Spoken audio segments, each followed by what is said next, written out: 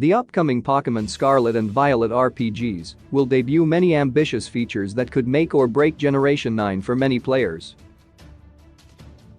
In June, Nintendo released a Pokémon Scarlet and Violet gameplay trailer that announced that Gen 9 would be the series' first open-world games with seamless borders.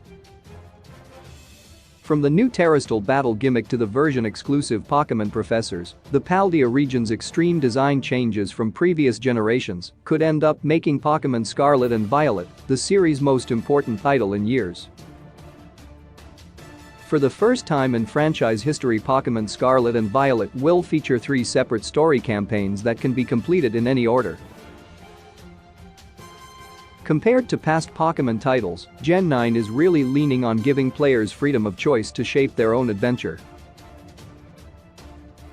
Just like previous iterations, Paldea will largely center around the traditional Pokémon League storyline, where players will face off against Pokémon Scarlet and Violet's gym leaders. But players will also have a second storyline facing off against Giant Titan Pokémon and a campaign to take down the region's antagonists Team Star. Pokémon Scarlet and Violet will make major changes to the series' gameplay as well, with the new terrestrial battle mechanic allowing trainers to change their Pokémon's elemental type.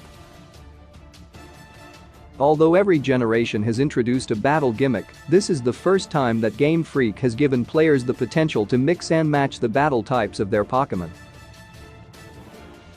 Further moving away from hidden moves, Paldea legendary Pokémon Koraidon and Miraidon will now act as vehicle mounts that will allow trainers to swim, climb and even fly.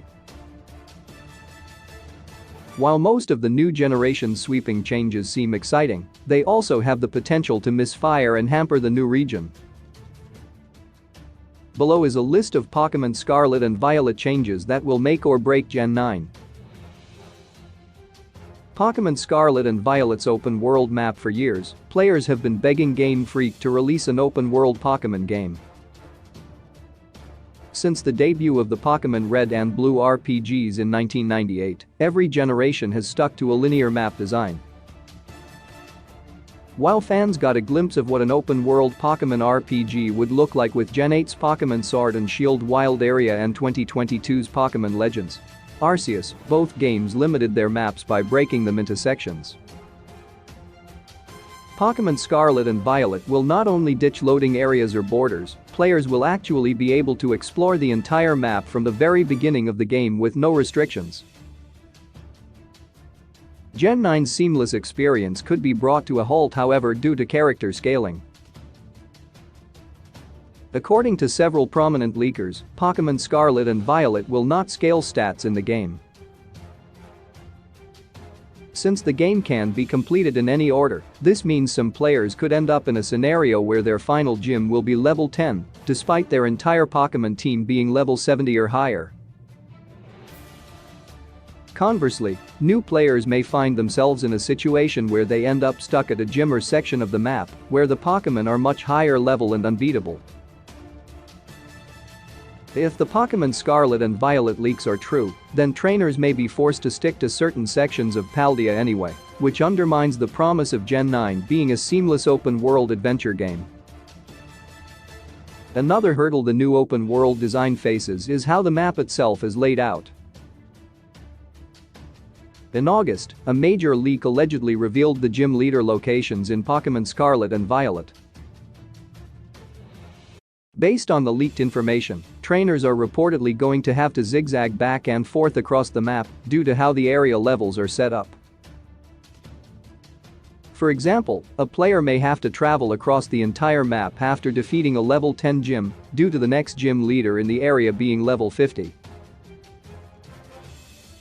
New players who want to complete the Pokémon League in the correct order could end up having to do a lot of backtracking in Pokémon Scarlet and Violet's Paldea region.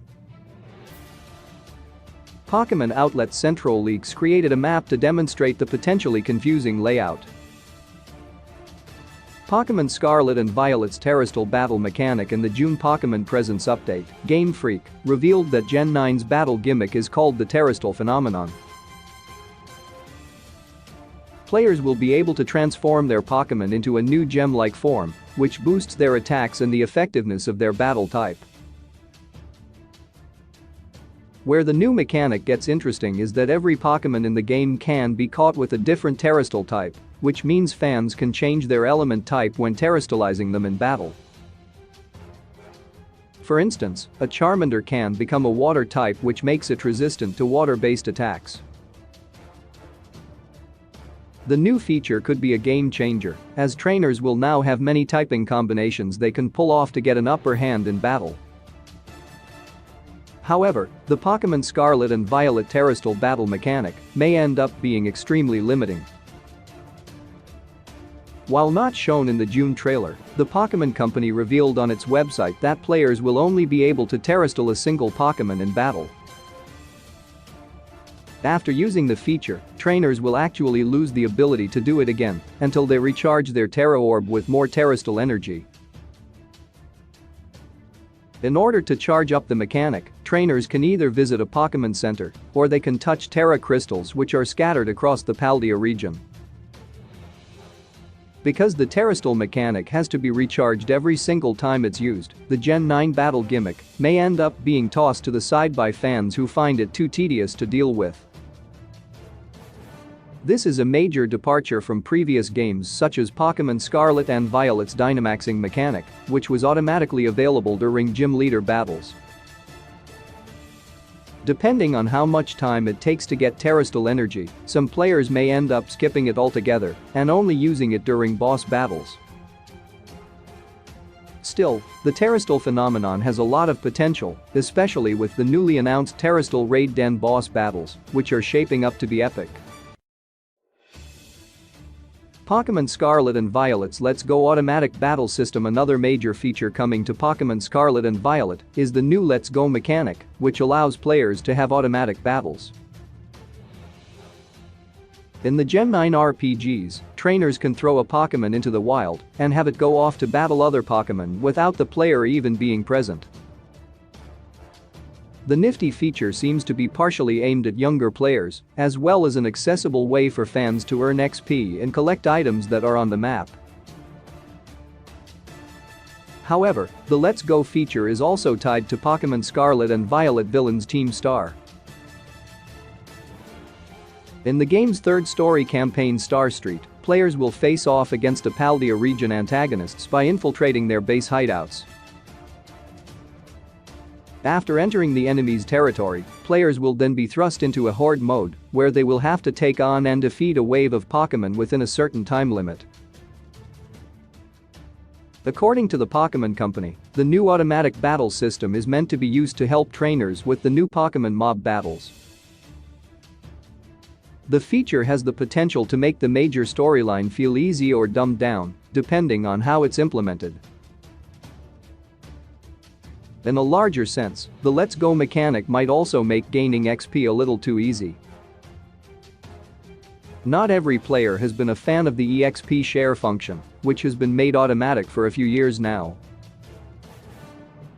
The automatic battles feature could end up making the Gen 9 games too accessible, depending on how much it's integrated into the game. On the flip side, if players are able to choose when to use it, the new battle style could actually become one of the franchise's best features in years. Want more Pokémon Scarlet and Violet articles? Check out our essential content below.